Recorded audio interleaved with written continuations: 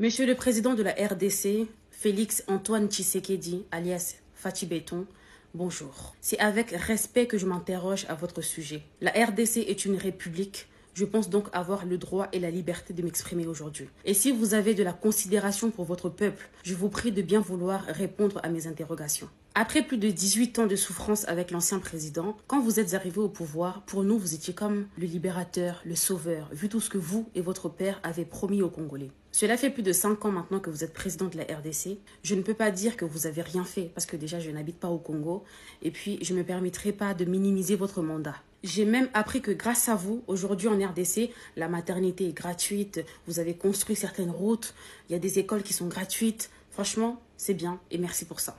Et le génocide, monsieur le président, qu'en est-il? Les gens qui disent oui, mais le génocide, ça fait trop longtemps que ça dure, Fachi ne va pas tout changer en si peu de temps. Sauf que là, ça fait quand même plus de 5 ans que vous êtes au pouvoir et c'est votre deuxième mandat. Si vous estimez que 5 ans, c'est trop court pour que les choses changent, mais on doit quand même voir une amélioration, au moins ça.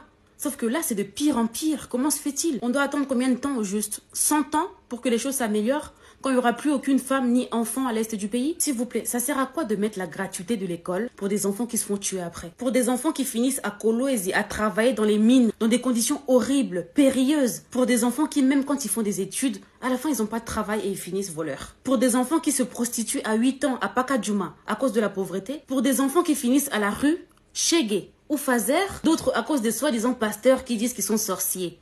C'est des pratiques qui se passent dans le pays que vous dirigez, monsieur le président. Vous en pensez quoi de ça? Ça sert à quoi de mettre la gratuité de la maternité pour des femmes qui se font violer et tuer toutes les minutes par les M23, laissant les enfants tout seuls? On a tous vu M. Zelensky aller combattre pour son peuple. Vous, à la CAN, quand la RDC a gagné contre le Maroc, on a vu des images de vous riant avec votre peuple, vous étiez heureux, etc. C'est très bien. Maintenant, n'oubliez pas que de l'autre côté, il y en a qui pleurent. Donc s'il faut, mettez un gilet pare-balles et allez combattre aussi pour eux. Et oui, la vie est un choix. Et être président de la RDC, c'est pas pour celui qui veut, hein. C'est pour celui qui peut. Est-ce que vous pouvez? Est-ce que vous pouvez stopper cette hémorragie du sang qui coule en RDC comme un robinet? Depuis des décennies, ça a commencé, j'étais même pas encore née. Maintenant, moi-même, je suis mère. Ça coule toujours autant. Ah! Franchement, est-ce que vous êtes sûr, monsieur le président, que l'armée congolaise n'est pas en capacité de chasser les M23 pour qu'ils arrêtent de tuer les gens? Vous êtes sûr? Mettons même l'armée de côté. Rien que le peuple congolais seul, sans armes, est capable de les chasser alors qu'ils sont armés. Ils sont combien? Ils sont combien? Et avec toute la richesse que le Congo a, c'est quelle arme qu'on ne peut pas financer pour être au même niveau de combat qu'eux? Vous savez que c'est possible en fait de les chasser? C'est possible. Mais pourquoi vous ne le faites pas? Pourquoi? Peut-être parce que ça arrange le monde entier et ça vous arrange aussi peut-être.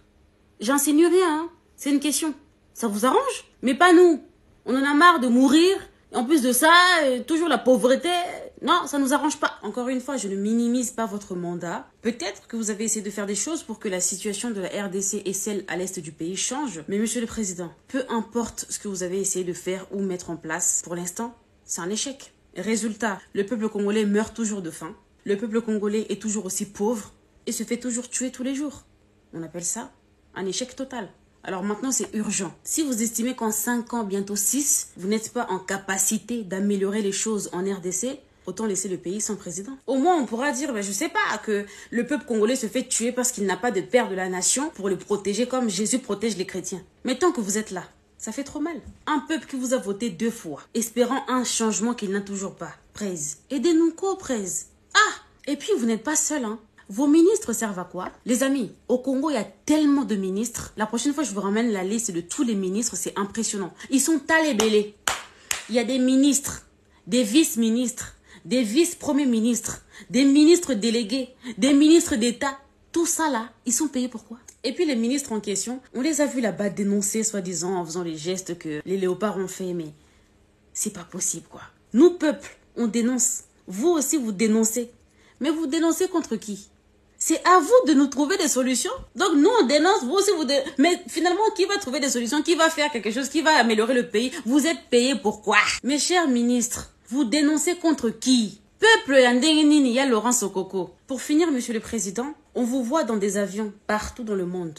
On vous voit dans des mariages, on vous a vu frimer avec l'une de vos nouvelles voitures. On entend les noms de toute votre famille dans des chansons en guise de dédicace. Maman Denise Moté Maya Fachi Béton. Trop de futilité. Et le peuple n'en bénéficie pas. Je vous demande avec tout le respect de vous concentrer sur le plus important, s'il vous plaît. C'est la voix du ras-le-bol qui parle. Je pense que le peuple n'a plus cette patience d'attendre encore plus de 18 ans. Est-ce que vous pouvez libérer la RDC, Free Congo?